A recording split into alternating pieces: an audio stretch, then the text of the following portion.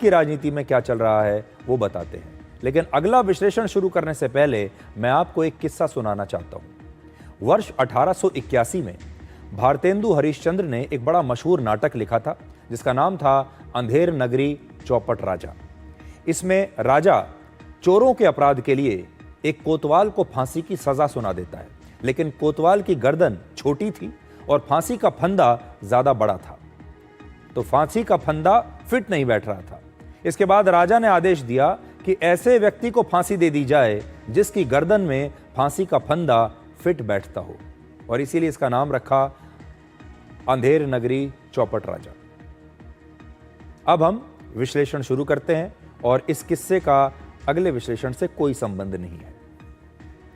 भ्रष्टाचार के आरोप में प्रधानमंत्री, मुख्यमंत्री और मंत्रियों को 31वें दिन जेल में जाने के बाद हटाने वाले बिल को लेकर राहुल गांधी बेहद दुखी हैं। और देखिए बड़ी बात क्या है कि जब ये बिल बनाया गया, ये कानून जब अपनी एक शेप ले रहा है, तो प्रधानमंत्री मोदी ने खुद पहल करके ये कहा कि इसमें प्रधानमंत्री का नाम भी होना चाहिए। यानी अगर प्रधानमंत्री खुद भी गिरफ्तार हो जाए किसी अपराध में, ऐसे अपराध में जिसकी सजा 5 साल से ज्यादा है, और 30 दिन तक अगर प्रधानमंत्री भी जेल में रह जाए, तो फिर उसे इस्तीफा देना होगा, और 31वें दिन अगर इस्तीफा नहीं दिया तो 31वें दिन उनका पद अपने आप चला जाएगा। और इस पूरे बिल में उन्होंने प्रधानमंत्री को भी शामिल किया है। लेकिन राहुल गांधी इससे बड़े नाराज हैं। राहुल गांधी ये कहते हैं कि प्रधानमंत्री मोदी देश को पुराने जमाने में मध्यकाल में धकेल कर ले जा रहे हैं, जब राजा का मूड ही कानून होता था और राजा के मूड के हिसाब से फैसले हुआ करते थे, और राजा अपने मूड के हिसाब से किसी को भी हटा सकता था। राजा का अगर मूड अच्छा है, राजा खुश है, तो वो कुछ फैसले ले सकता है। अगर राजा उस दिन दुखी है, नाराज है, तो वो कुछ और फैसले ले सकता है। ये इशारा कर रहे हैं राहुल गांधी कि भाई देखिए, अब तो ये पूरा देश राजा के मूड पर चलेगा। और वो कहते हैं कि इसमें लोकतांत्रिक तरीके से चुने गए व्यक्ति का अब कोई महत्व ही नहीं रह जाएगा। राजा को जिसका चेहरा पसंद नहीं आता था उसे वो गिरफ्तार करवा देता था, और राहुल गांधी राजा के यहां मूड की बात कर रहे हैं कि अब आगे भी यही होगा। राजा को जो पसंद नहीं आएगा उसे गिरफ्तार करवा लेंगे। और राहुल गांधी जो है ये सारी बातें करके कह रहे हैं कि देखिए, लोकतंत्र में तो चुने हुए जो प्रतिनिधि हैं वो सबसे महत्वपूर्ण होते हैं। आज वो ये बताने की कोशिश कर रहे हैं। लेकिन राहुल गांधी कांग्रेस के 54 साल के शासन में गांधी परिवार के मूड स्विंग्स के बारे में बताना भूल गए। इसलिए आज जो हमारी खबर है, जो विश्लेषण है, ये गांधी परिवार के मूड के बारे में है, गांधी परिवार के मूड स्विंग्स के बारे में है।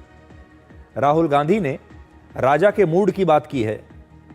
आज हम आपको बताते हैं कांग्रेस पार्टी के शीर्ष पर जो गांधी परिवार बैठा है उसके मूड के बारे में बताते हैं कि उसका मूड कब कब कैसे कैसे बदल जाता है, और ये मूड स्विंग्स देश को कितने महंगे पड़े हैं। सच्चाई ये है कि गांधी परिवार के मूड स्विंग्स की इस देश ने और हमारे संविधान ने बड़ी महंगी कीमत चुकाई है। ये विश्लेषण ध्यान से सुनिएगा। गांधी परिवार के मूड स्विंग्स की वजह से देश में इमरजेंसी लगी, दर्जनों चुनी हुई राज्य सरकारों को बर्खास्त किया गया, कई मंत्रियों को उनके पद से रातों रात हटा दिया गया। गांधी परिवार के मूड स्विंग्स का जो सिलसिला है इंदिरा गांधी के जमाने से शुरू हुआ और अब राहुल गांधी के जमाने में भी वैसे ही जारी है। क्या गांधी परिवार के मूड स्विंग्स का इमरजेंसी से बड़ा कोई उदाहरण हो सकता है, आपातकाल से बड़ा उदाहरण? जरा देखिए इंदिरा गांधी के मूड स्विंग्स। इंदिरा गांधी ने 25 जून 1975 को देश में इमरजेंसी लगा दी और पूरा भारत 21 महीने एक जेल की तरह बन गया। विपक्ष के सभी बड़े नेताओं को जेल में डाल दिया, नागरिकों के मौलिक अधिकार छीन लिए गए। इंदिरा गांधी ने ही सबसे पहले सबसे ज्यादा बार धारा 356 का इस्तेमाल करके अलग अलग राज्यों में सरकारों को बर्खास्त करके राष्ट्रपति शासन लगाया था। इंदिरा गांधी ने करीब 40 बार से भी ज्यादा राज्यों में राष्ट्रपति शासन लगाया है, जो अपने आप में एक रिकॉर्ड है। आज राहुल गांधी संविधान को बचाने की बात कर रहे हैं, जबकि सच ये है कि आजादी से लेकर अब तक भारतीय संविधान में सबसे बड़ा बदलाव इंदिरा गांधी ने किया था। नवंबर 1976 में संविधान में 42वां संशोधन किया गया था, जिसमें 50 से ज्यादा बदलाव हमारे संविधान में किए गए थे। उस दिन किसका मूड खराब था? उस दिन किसके मूड से ये बदलाव किए गए थे? इतने ज्यादा बदलावों को देखकर कहा जाता है कि एक छोटा संविधान ही अलग से इंदिरा गांधी ने बना दिया था। इतने सारे बदलाव कर दिए कि अगर इनको लेकर एक अलग संविधान बनाया जाए तो वो भी आपको दिख जाता।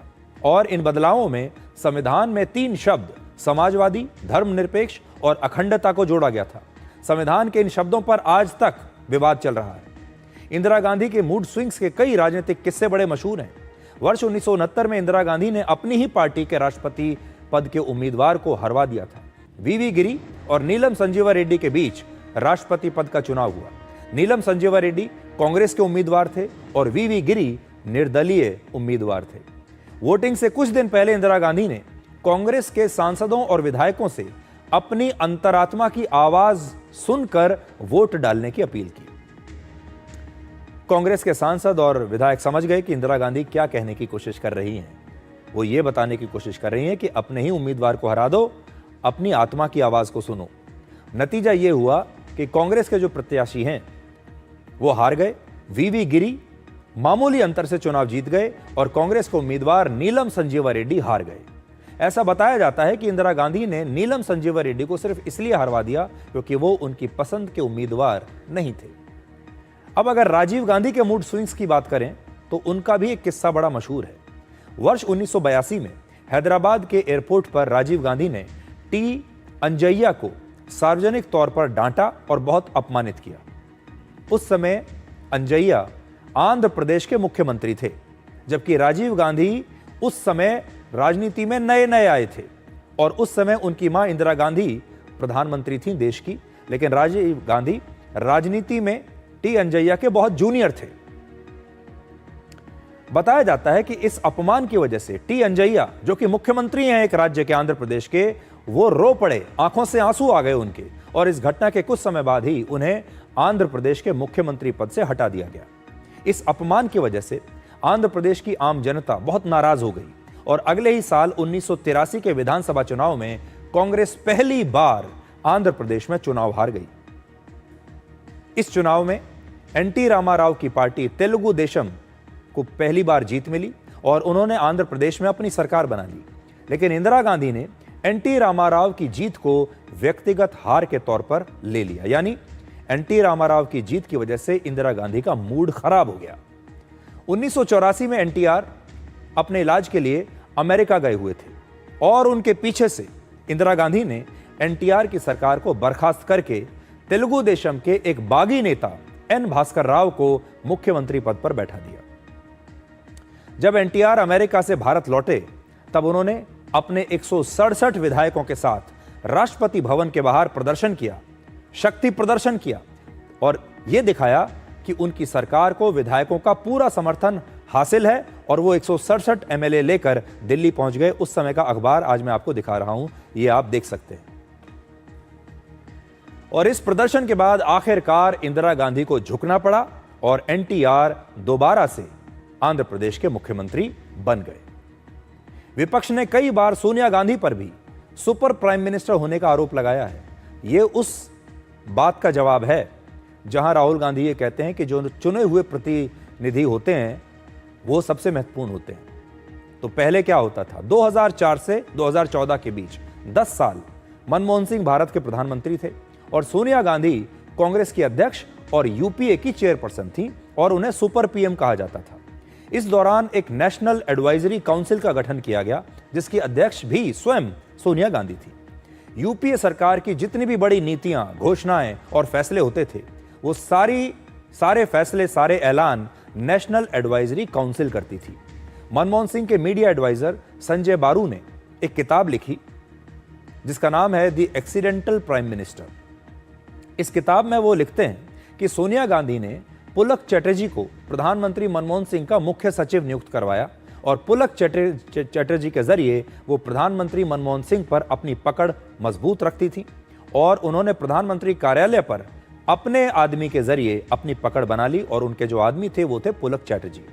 पुलक चटर्जी प्रधानमंत्री कार्यालय और नेशनल एडवाइजरी काउंसिल के बीच एक मुख्य संपर्क सूत्र बन गए और नेशनल एडवाइजरी काउंसिल को शैडो कैबिनेट भी कहा जाता था। इसे सरकार से भी शक्तिशाली माना जाता था।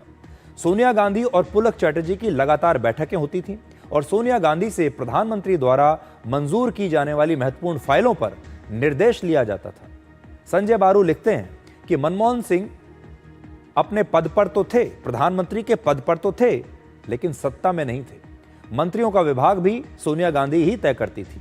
और संजय बारू ने आगे लिखा कि तत्कालीन विदेश मंत्री प्रणब मुखर्जी ने वॉशिंगटन की यात्रा से लौटने के बाद सोनिया गांधी से तो मुलाकात की, उन्हें सब बताया कि वहां क्या हुआ, लेकिन 3 दिन तक वो प्रधानमंत्री मनमोहन सिंह से नहीं मिले, ना मुलाकात की और ना ही अपने विदेश दौरे की जानकारी उन्होंने देश के प्रधानमंत्री को दी। ये सारी बातें आप संजय बारू की किताब में अगर चाहें तो पढ़ सकते हैं, लिखा है उन्होंने। और ये संजय बारू वो व्यक्ति हैं जिन्होंने यूपीए सरकार को बहुत करीब से देखा है, क्योंकि वो मीडिया एडवाइजर रहे हैं प्रधानमंत्री के। राहुल गांधी आज राजा के मूड की बात कर रहे हैं, लेकिन वो अपने मूड के बारे में नहीं बता रहे, अपने मूड स्विंग्स के बारे में बात नहीं कर रहे।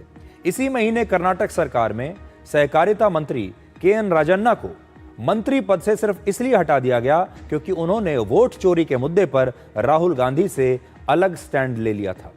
पिछले कुछ वर्षों में आप देखिए कितने सारे हेमंत बिस्वा शर्मा, ज्योतिरादित्य सिंधिया, जितिन प्रसाद, आरपीएन सिंह, मिलिंद देवड़ा, ऐसे बहुत सारे नेता हैं जो कांग्रेस छोड़कर दूसरी पार्टियों में चले गए। ज्यादातर लोग बीजेपी में आ गए। क्या यह सच नहीं है कि इन सभी नेताओं ने राहुल गांधी के इन्हीं मूड स्विंग्स की वजह से कांग्रेस पार्टी को छोड़ने का फैसला किया?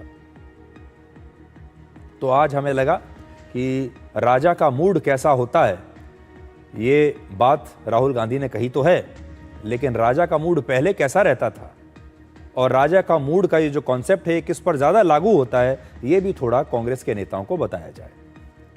अब आपको अंतरिक्ष में लेकर चलते हैं और अंतरिक्ष में भारत के राम और लक्ष्मण से मिलवाते हैं। आज भारत के अंतरिक्ष कार्यक्रम पर एक बहुत बड़ी खबर आई।